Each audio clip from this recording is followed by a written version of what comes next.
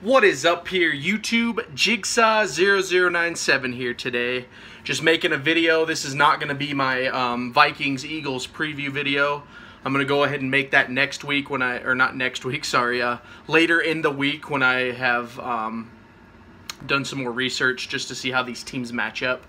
But this video is just going to be kind of a cool video because, guys, it's the battle of the Jeff Fisher quarterbacks. I just think this is crazy. There was like a statistic that I read where it was like the Eagles trade Foles to the Rams for Bradford, and then Bradford gets traded to the Vikings. The Eagles draft Carson Wentz, and then the Vikings sign Case Keenum, obviously, and then Carson Wentz gets injured, so Nick Foles starts. Bradford gets injured, and the Vikings, so Case Keenum starts.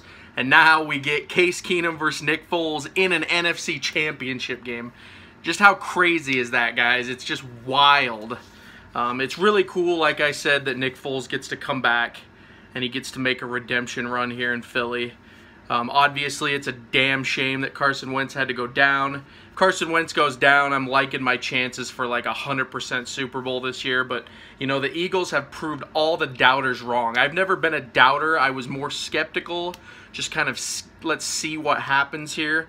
But I've always been positive about this team this year, guys. You can go back and look at my videos. There's only been like a couple times on Facebook when I've gotten like a little panicky, and like in that Raiders game, you know, I got a little worried. But, you know, the Eagles won that game. So, and then the Dallas game, I didn't like that it was a meaningless game. But, you know, now that we're where we're at, it was meaningless, and Doug made the right call. So, us as fans, you know, we tend to be critical. I'm hearing a lot of stuff. I'll probably make a video about it later, but I've been hearing a lot of stuff about what is a true Eagles fan, which I think is just ridiculous, guys. I feel like even if you're a bandwagon at the time, because everyone has to pick their team eventually if they're going to be interested in any kind of sport, you got to have a team. I mean, I meet people all the time that have no team. They just like players, but you can just tell. If you don't have a team, you're not really a diehard sports fan. So eventually you have to pick your team. So if someone's a bandwagon, that doesn't really mean that they're going to bounce once the team sucks. Now, I mean, a lot of fans can do that, but typically that doesn't happen. So, yeah, I mean, we all go through times of doubt as fans is basically what I'm getting at, and it doesn't more or less make us less of a fan, I guess is what I'm getting at. But that's besides the point. Like I said, I'll probably make a video about that point later. The real video here is Case Keenum versus Nick Foles, which is just crazy. The Vikings, as I said in my previous video, is the ideal matchup here, guys. I honestly feel like this is going to be like a 50-50 game. I feel like they're both very evenly matched. The Vikings have like the number 2 or 3 defense in the league, I'm not sure. And the Eagles have the number 4th ranked defense in the league. So obviously it's going to be a defensive battle. And then also the Eagles have a really, really good O-line. It's like one of the best in the league. Lane Johnson, in my opinion, he is the best tackle in the league. Like, I don't think there's any single player that is as good as him at that position. So the Vikings are going to go up against an O-line they've never had to face. They faced it last year, and we all know what happened last year, guys, when the Vikings came to Philadelphia. They lost. Bradford, that was with Sam Bradford, obviously, but, you know, Bradford's return to Philadelphia last year was not a pleasant one. So, Case Keenum, too, the thing that I don't like about Keenum that I've seen all year is he really does take a lot of risks.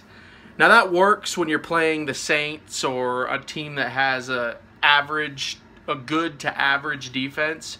But when you play against Philly, there's going to be some interceptions. I mean, the biggest reason why Matt Ryan didn't get picked off last week is because, for the most part, he did take care of the ball. But Case Keenum has a tendency to just wing them out, similar to like what Carson Wentz was doing last year, where Doug Peterson would just have him toss these balls. You do that, you're going to get intercepted. So I think that that's going to play into the Eagles' favor for sure. I think the defense is going to definitely look to get pressure on Keenum to make him make those stupid decisions.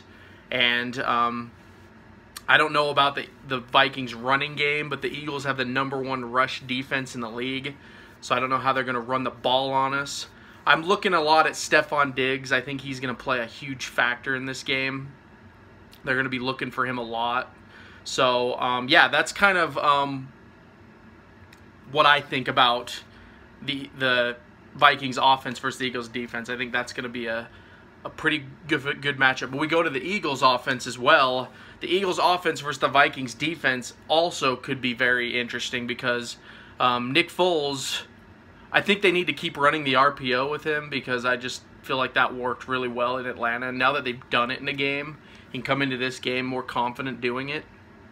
Basically, they were running like a Chip Kelly style offense, which is great. I mean, that's why Nick Foles had success. He's very good at that. You got to play to that strength. So how he's going to do against this Vikings defense, I'm not sure. I know they also have a very good run defense, so we'll have to see how the Eagles can run the ball. But I do think the Eagles need to try to commit to the run with Jay Ajayi specifically. They kind of went away from him in the Falcons game because he fumbled that ball, and then when he dropped that screen pass, they went away from him. But, I mean, I still think you should go to him and obviously still use LeGarrette Blount and Corey Clement. But I think you should feature Jay Ajayi because the dude's a monster. I mean, he has he's like Ryan Matthews, but like 10 times better. Ryan Matthews was good, but he had a fumble problem. Ajayi is like elite, and he has a fumble problem.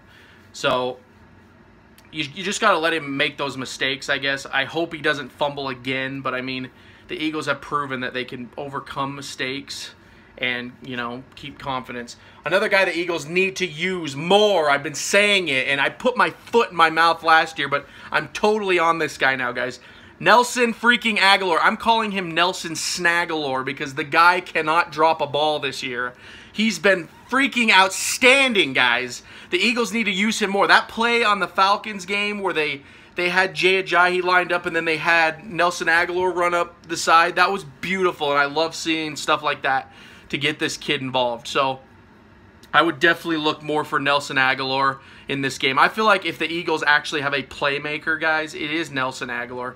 He is kind of like the Deshaun Jackson of this team now because the dude's really fast. He creates separation, and I mean, you saw even in that Giants game when he like reached over the defender to catch the touchdown pass. Like, this dude can do things that the other players on the team can't. Like, Alshon Jeffrey is really good, but I don't consider him a playmaker. I just consider him a defensive threat. I mean, defenses, they have to account for him. So he's good for that, to spread out the defense. But Nelson Aguilar, man, you got to go more for him. Also, Trey Burton. I know Nick Foles missed a pass to him on the Atlanta game, but you got to go more towards Trey Burton, I think, because he's just a stud. Trey Burton's one of the best tight ends on this team.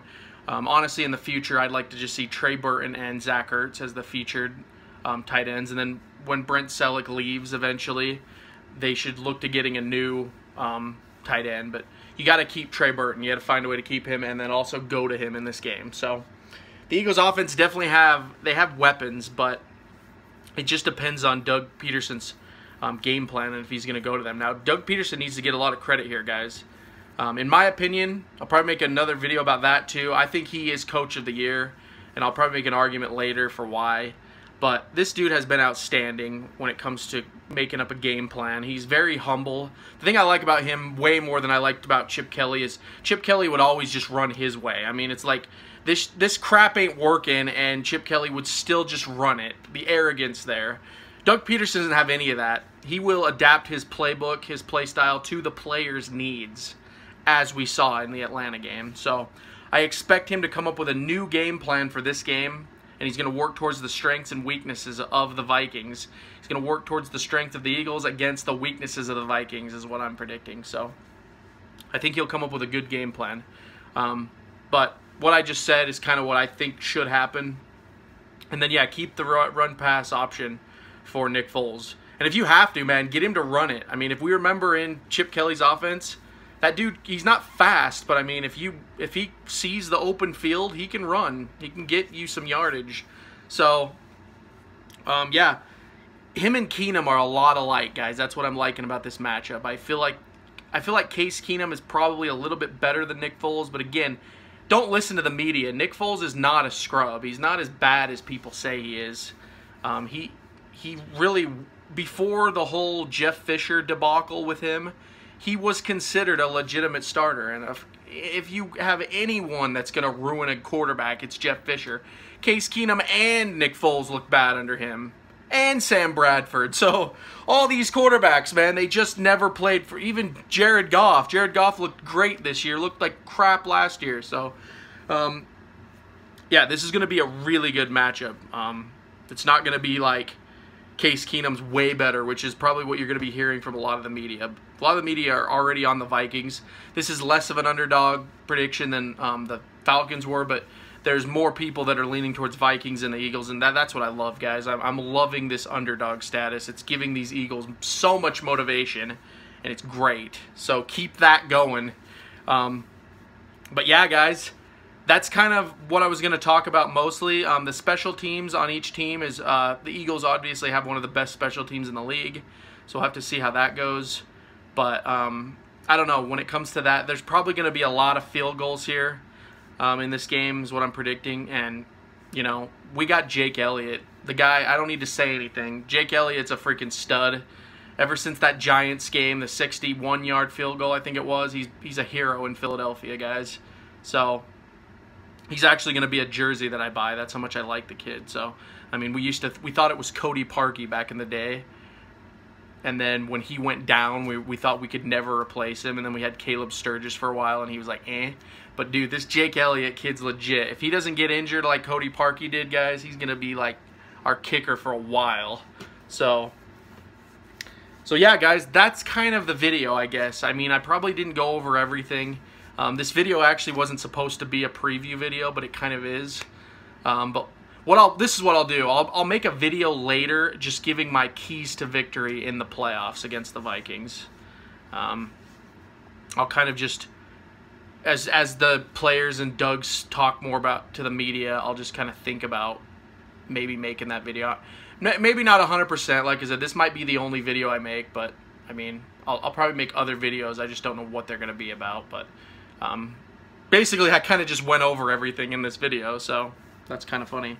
But sorry, guys, it's been a long video. I've rambled quite a bit. If you got this far, thanks for watching. And also, if you want to watch more videos on the Eagles, I'll go ahead and leave a link to my, you can hit the subscribe button, you know, keep them coming. Also, I'll leave some links to some other videos on my channel. And then, yeah, if you liked the video, go ahead and like it. If you didn't, you know, dislike it, whatever. You think that I just get up here and talk out my ass, that's fine too, because most of the time I do. And then, yeah, comment down below what you guys think about this game. What you guys think about the Eagles-Vikings matchup as a whole. The NFC Championship, guys, goes through Philadelphia. This has not happened since 2008. And coincidentally enough, guys, when the Eagles went to the Super Bowl in 2004, they actually had to beat the Vikings and the Falcons to get there. And they were a #1 seed back then, too. So that's something to consider. I feel like history is repeating itself. Maybe we will face the Patriots again in the Super Bowl if we get there.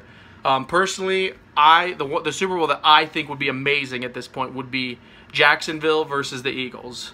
That would just be a crazy game. But honestly, I think actually if the Eagles did get to the Super Bowl, they actually have a better chance of beating the Patriots, because really the Patriots are not as good this year as people say they are. All they got is Tom Brady, and the Eagles could easily get after him. But I'm getting ahead of myself, guys. We got to beat the Vikings first. So with that, guys, fly Eagles fly. This has been Jigsaw0097 here. Thank you for watching the video, and I will talk to you all later.